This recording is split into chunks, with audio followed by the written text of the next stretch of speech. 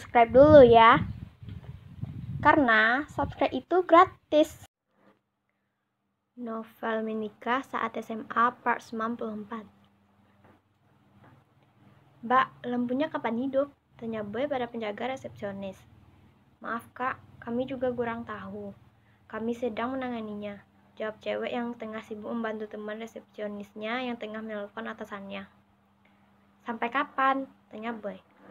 Lampu hidup. Alhamdulillah udah hidup, ucap resepsionis. Boy berlari menuju toilet. Dengan wajah yang penuh kekhawatiran, Boy terus mengulang-ulang membuka bilik toilet. Hasilnya masih nihil. Boy menelusuri satu persatu ruang yang ada di lantai dasar. Ia mengetok-ngetok kamar demi kamar, namun hasilnya masih nihil. Boy mengacak-ngacak rambutnya frustasi. Boy kepikiran akan temannya, segera menuju lantai atas, lantai 2. Boy mencari para sahabatnya. Kenapa? Tanya Tamrin langsung yang melihat wajah Boy yang berubah. Bunga hilang, ujar Boy langsung, tanpa basa-basi. Bunga hilang? Tanya Niki, Icok Dila, dan Bisma serentak. Boy tidak kuasa menahan tangisnya. Ia menangis. Bodoh, goblok, gue goblok, umpat Boy pada dirinya sendiri. Lo jangan panik dulu, kita cari sama-sama, ujar Niki. Gue udah nyari di lantai bawah, Bunga nggak ada. Tadi dia ke toilet kebelet. Tiba-tiba mati lampu dan dia hilang gitu aja. Jelas Boy dengan nada gemetar mengingat kejadian tadi.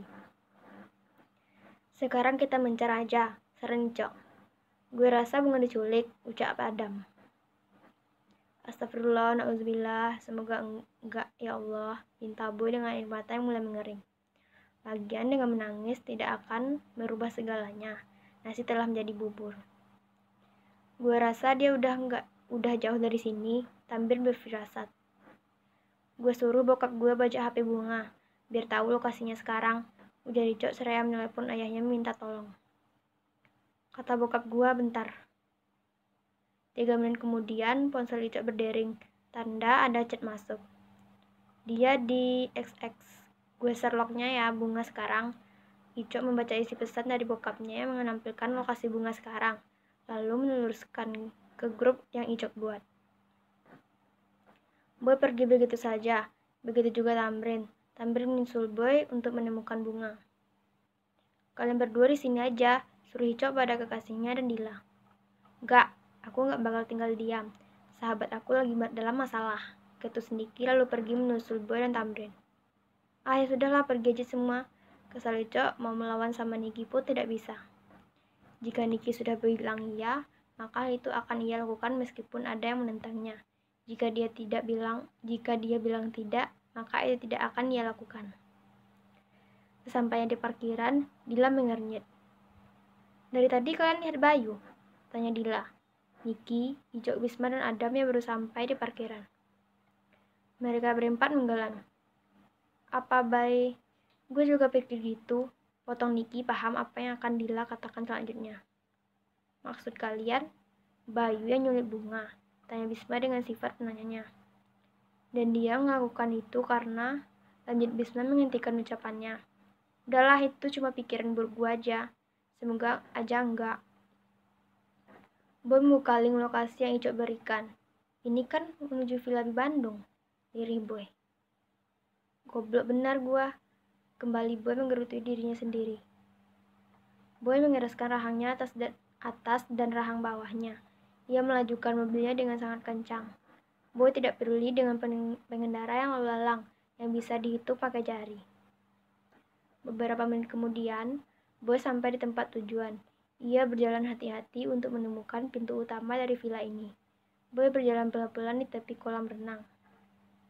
Ya, Boy menemukan pintu utamanya. Ia mengintip sejenak dan hendak mendobrak pintu itu agar bisa masuk. Namun, sebuah tangan menghalaunya. Jangan gegabah, ingat Tamrin. Boy tampak berpikir sejenak, dan ia menyetujui ucapan Tamrin. Jika Boy mendobrak pintu utama, nanti orang yang ada di dalamnya akan kedengaran. Sini. Tamrin berjalan terlebih dahulu. Tamrin menuntun arah untuk ia dan Boy bisa masuk ke villa ini. Apalagi sebelumnya Tamrin pernah ke sini, jadi otomatis dia tahu sedikit tentang villa ini. Tamrin dan Boy berjalan bersusah payah untuk masuk melalui jalur belakang, hingga akhirnya mereka masuk ke dapur villa ini. Tamrin masih memimpin di depan. Mereka jalan penuh hati-hatian hingga sampai di sebuah tempat bunga diikat. Bunga benar-benar diculik. Tamrin memegang kerah baju belakang Boy. Jangan, lirih Tamrin. Terus gue harus kayak mana? Lirih Boy bertanya. Gue diam gitu aja nengok istri gue yang gak sadarkan diri di sana. Lanjut Boy melirih. Oke, lo boleh ke sana. Tapi nanti gue datang dan memukul siapa orang yang bakal datang saat lo keluar. Oke. Boy dan Tamrin berpencar. Boy memberikan umpan pada penculik bunga. Boy berjalan menuju bunga yang tidak sadarkan diri dan duduk di sebuah kursi dengan badan yang terikat. Sesampainya, Boy melepaskan ikatan bunga. Dan benar, orang yang menculik bunga keluar.